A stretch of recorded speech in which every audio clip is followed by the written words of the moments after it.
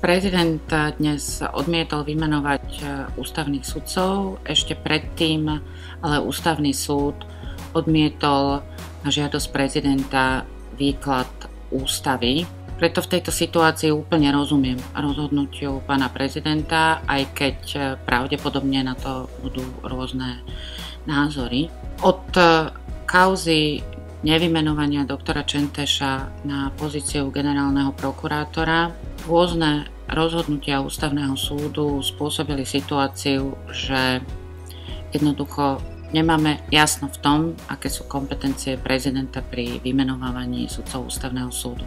A treba povedať, že za toto nesie zodpovednosť predovšetkým ústavný súd svojimi rozhodnutiami, ktoré si aj vzájomne odporujú. Ja to budem demonštrovať aj konkrétnym citátom. Sudca Oros napríklad k poslednému z rozhodnutí ústavného súdu vo svojom odlišnom stanovisku napísal toto.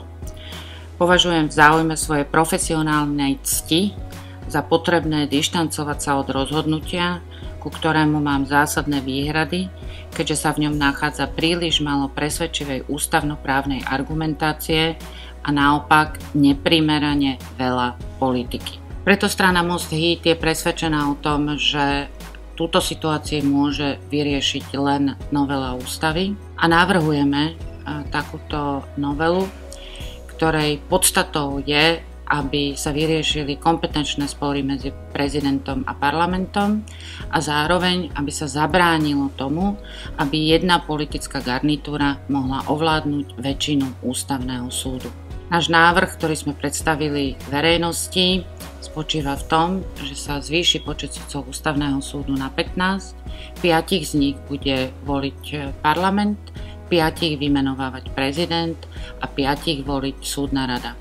Zároveň navrhujeme, aby sa aj v ústave zvýšili kvalifikačné predpoklady na sudcov ústavného súdu. Sme presvedčení, že tento návrh bude garantovať to, aby sme v budúcnosti neboli svedkami takejto situácie kompetenčných sporov medzi prezidentom a parlamentom a hlavne, aby naozaj jedna politická garnitúra nemohla ovládnuť ústavný súd. O to viac, že v nasledujúcom volebnom období sa bude voliť 9 sudcov ústavného súdu na 12 rokov do roku 2031.